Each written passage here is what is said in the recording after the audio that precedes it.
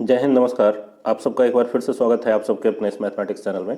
देखो, ये LCM HCF का लेक्चर नंबर 7 है और इस लेक्चर में हम लोग महत्तम समावर्तक मतलब एचसीएफ के कुछ ऐसे क्वेश्चंस करेंगे जो एग्जाम में बार बार पूछे जाते हैं।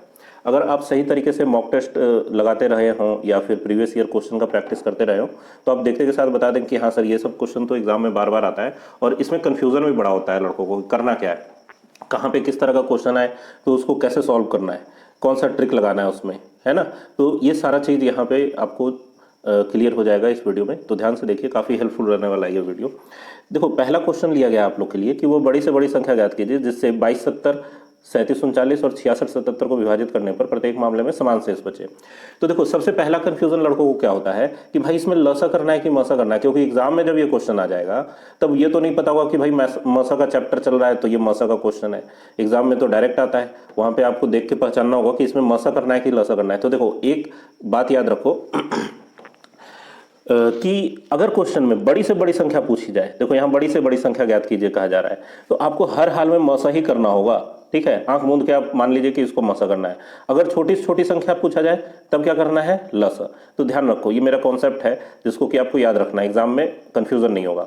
तो बड़ी से बड़ी संख्या पूछी जा रही है, मौसा करना है। अब दूसरी बात, मौसा करना किसका है, तो देखो इसमें कहा जा रहा है कि प्रत्येक मामले में समान शेष बचे। तो जब इस तरह का क्वेश्चन आए ना तो हर एक दी हुई संख्या को एक दूसरे से घटाना होगा।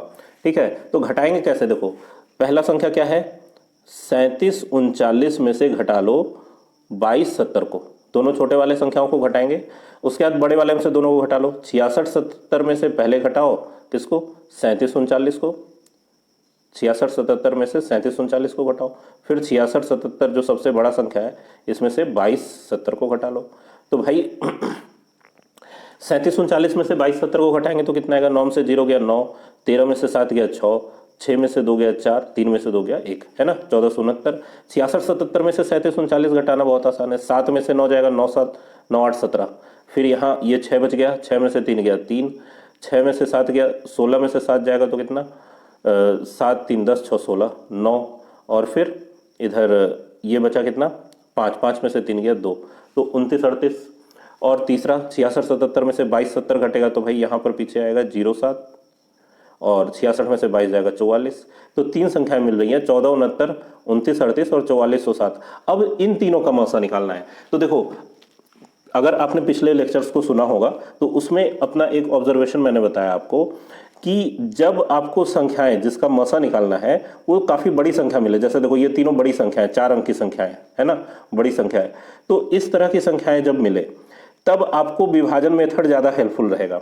इसमें अभाज्य गुणनखंड इतने बड़े संख्याओं में नहीं लगाना है क्योंकि ऐसे घेर घेर के बनाने में काफ़ी ज़्यादा समय लगेगा। अगर भाग लग गया तो पहले तो इनमें पता ही करना बहुत मुश्किल है कि इसमें किससे भाग लग गया। अब 14 69 में 3 से लग नहीं रहा, 2 से लग नहीं रहा, 4 से लग नहीं रहा, 5 से लग नहीं रहा, तो कहाँ तक चेक करते रहोगे, तो काफ़ी महंगा पड़ जाएगा अगर विभाजन मेथड लगाओगे तो जहाँ बड़ा संख्या देखो वहाँ विभाजन मेथड लगाओ, अभाज्य गुणनखंड यहाँ नहीं लगाना है। ठीक है, तो देखो 1469 में से पहले दोनों छोटे वाले में लगाते हैं, 29 38 में हम लोग को भाग लगाना है।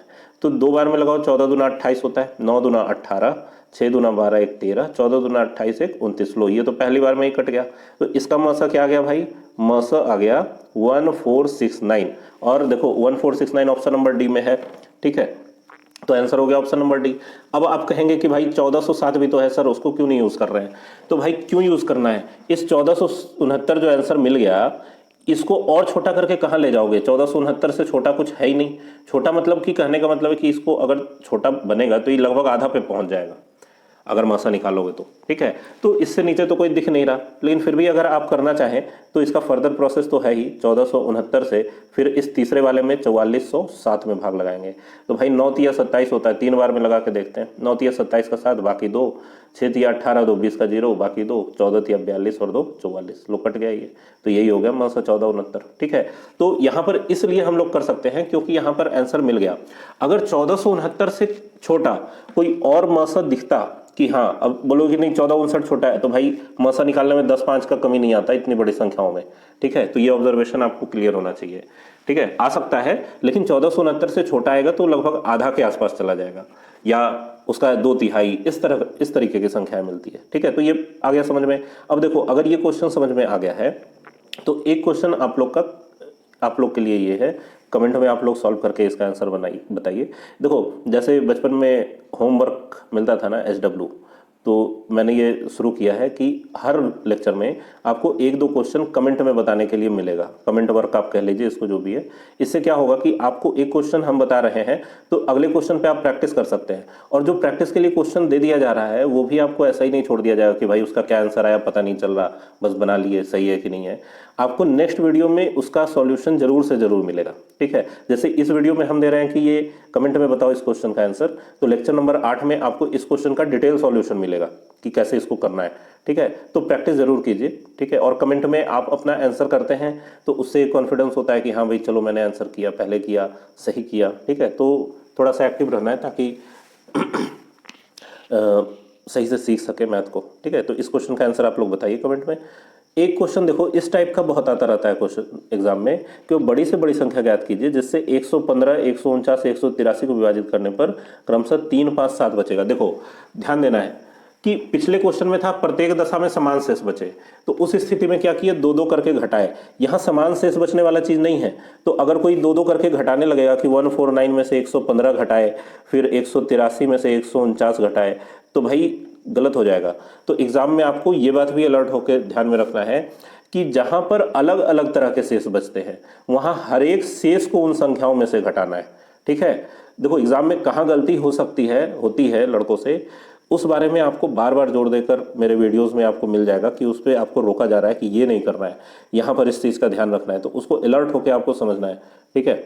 तो यहाँ पर चूंकि अलग अलग शेष मिल रहा है, अलग अलग शेष है, तो यहाँ पर इन संख्याओं को आपस में घटाने का जरूरत नहीं है, इन संख्याओं में से इस शेष को घटाएंगे। तो देखो, और शेष कैसे घटाएंगे, क्रमशः बारी बारी से। पहला संख्या 115 है तो पहला वाला शेष 3 इसमें से घटाओ, दूसरा संख्या 149 है तो इसमें से दूसरा संख्या 5 घटाओ, तीसरा संख्या 183 है तो इसमें से तीसरा संख्या 7 घटाओ। 115 में से 3 जाएगा तो क्या आएगा भाई 112, 149 में से 5 जाएगा तो 144, 183 में से 7 जाएगा तो कितना आएगा भाई, 3 इधर से चला गया 176, ठीक है। तो ये 3 संख्याएं प्राप्त हुई। अब इन तीनों का क्या निकालना है, मस। क्यों निकालना है मस, क्योंकि पिछले क्वेश्चन में भी बताया कि बड़ी से बड़ी संख्या जब पूछी जाए तो क्या करना होता है, मस निकालना होता है। तो अब देखो 112, 144, 176 बहुत बड़ा संख्या नहीं है, तो इसका मस निकालने का ज़्यादा आसान तरीका क्या होगा, अभाज्य गुणनखंड विधि, है ना। और अभाज्य गुणनखंड विधि के बारे में आपको बताया। अब जैसे देखो 112 का कोई अभाज्य गुणनखंड करता है, अगर जनरली आप लोग करते होंगे, तो सबसे पहले पीछे 2 दिख रहा है तो 2 से लगाया, 56 लिखा, फिर 2 से लगाया, फिर 28 लिखा, फिर 2 से लगाया 14, फिर 2 से लगाया 7। तो एक ही में इतना बार आया, 3-3 संख्याओं का करना है, तो भाई इतना टाइम होता नहीं है एग्जाम में। करना कैसे है इस बात को समझिए। मेरा कहना यह है कि अगर हम लोग को निकालना है मस, ध्यान देना, तो मस से उन संख्याओं में पूरा पूरा भाग लगता है। बोलो, ये कॉन्सेप्ट आपको पिछले वीडियोस में मिला है कि मसा जो होती है उससे उन संख्याओं में पूरा पूरा भाग लगता है। तो पहला तरीका तो ये है कि आप ऑप्शन चेक कर लें, भाई 20 से तो किसी में भाग नहीं लगेगा, किसी के पीछे 0 नहीं है। दूसरा है 16, तो 16 7 112, 16 9 144 और 16 10 160 से ये 16 ज़्यादा 176, तो 16 से लगेगा, यही आंसर होना चाहिए ऑप्शन नंबर बी। 18 से नहीं लगेगा, 18 से 144 में लगता है, 112 में नहीं लगेगा, 176 में भी नहीं लगेगा, 14 से भी नहीं लगेगा, ठीक है, सभी में। तो इससे आपको आंसर मिल सकता है 16। अगर ये संख्याएं मिल गई हैं तो आप सीधे चेक कर दें। दूसरा बात ये कि अगर मान लो कि नहीं हम चेक नहीं करना चाहते हैं, ठीक है, हमको बनाना ही है सवाल, कोई लड़का ये कहता है कि नहीं सर मैथ तो हम बना के ही दिखाएंगे, ठीक है, तो अगर बनाने का मन ही है तो फिर अभाज्य गुणनखंड आप लगाइए। कैसे लगाएंगे, देखो अब 112, 144 और 176 इसका अभाज्य गुणनखंड करना है। तो भाई देखो इसमें भी इस तरीके से करोगे, 112 में क्या है 2 2 2 2 फिर 7, तो मेहनत तो लग रहा है। तो आप ऐसा संख्या ढूंढिए जिसके पहाड़ा में ये सब आए। तो भाई ये 16 सते 112 होता है, 144 क्या होता है 16 गुना 9 होता है, 176 क्या होता है 16 गुना 11 होता है, ठीक है। आप अगर अभाज्य गुणनखंड से भी निकालते तो आता यही, यहाँ 16 की जगह 4 बार 2 नजर आता सभी में, ठीक है। दूसरी बात ये कि आप इस कॉमन संख्या 16 को मसा मान सकते हैं तब जब इन बाकी के 3 संख्याओं में कोई कॉमन चीज ना हो, ठीक है। यहां पर अलर्ट रहना है कि ये जो बाकी 3 संख्या मिली 7 9 11, ठीक है, इसमें किसी तरह का कोई कॉमन संख्या नहीं है, तो आंसर हो गया मसा इसका कितना 16। अगर मान लो इन तीनों में कोई कॉमन मिल जाता तो उस कॉमन को भी निकाल के इसके साथ दे देते हैं हम लोग 16 के साथ, और उसके साथ कहते कि ये आंसर होगा। ठीक है, बात समझ में आ रहा है? क्योंकि ऐसा इसलिए बता रहे हैं, ये भी देखो ध्यान से, हर चीज समझने का है, हर बात पे आप के मन में क्वेश्चन आना चाहिए कि ऐसा हो क्यों रहा है। जब आप क्यों पूछने लगे और क्यों का जवाब ढूंढने लगे तो समझिए कि गणित समझ में आ रही है। ठीक है, ये बात इसलिए बता रहे हैं कि जैसे हमको तो समझ में आ गया कि 16 से सभी में लगेगा। कोई लड़का ये कहेगा सर हमको कैसे पता चलेगा कि 16 से ही सब में लग रहा है, हमको वो नहीं पता, हमको लग रहा है कि 4 से लगेगा सभी में। तो अगर 4 से लगेगा वाला बात पता चल रहा है तो पहला वाला में उसको नजर आएगा कि 4 गुना 4 गुना 7 है। दूसरा वाला में नजर आएगा, या फिर ऐसे कहें, क्या कहें कि पहला वाला में 4 से भाग लगाया तो 4 गुना 28 नजर आएगा। दूसरे वाले में 4 से लगाएंगे तो 4 गुना 36 नजर आएगा। तीसरे वाले में 4 से लगाएंगे तो 4 गुना 44 नजर आएगा। तब भी तीनों में 4 दिख रहा है, तो इसका मतलब ये नहीं कि मौसा 4 हो गया, इसलिए क्योंकि 28, 36, 44 में भी अभी कुछ ना कुछ कॉमन है। क्या कॉमन है भाई? तो कोई बोलेगा कि सर 2 सभी में कॉमन है, हम 2 निकालना चाहते हैं। ठीक है, तो अगर 2 कोई निकालेगा तो 4 गुना 2 गुना 14 नजर आएगा, 4 गुना 2 गुना 18 नजर आएगा। देखिए ये सब चीज़ आपको बोरिंग लग सकता है, लेकिन ये मैथ के बेसिक्स है कि कहाँ गलती हो सकती है। ये पता रहे कि गलती कहाँ होगी तो फिर आप गलती करना बंद कर देंगे। देखो अब इनमें कॉमन 2 नजर आया था, अब कोई बोलेगा कि 4 दूना 8 इसका मसा हो गया, तो नहीं, इसलिए नहीं होगा क्योंकि अभी भी 14, 18, 22 में कुछ कॉमन नजर आ रहा है, एक बार 2 और कॉमन नजर आ रहा है। तो कहने का मेरा मतलब है कि जब भी आप इस शॉर्टकट मेथड से गुणनखंड करें तो इन बाकी के तीनों संख्याओं में कोई कॉमन गुणनखंड और बचा हुआ दिखना नहीं चाहिए, तभी आप कह सकते हैं कि ये जो मिला 16 ये इसका मसा है। आया बात समझ में?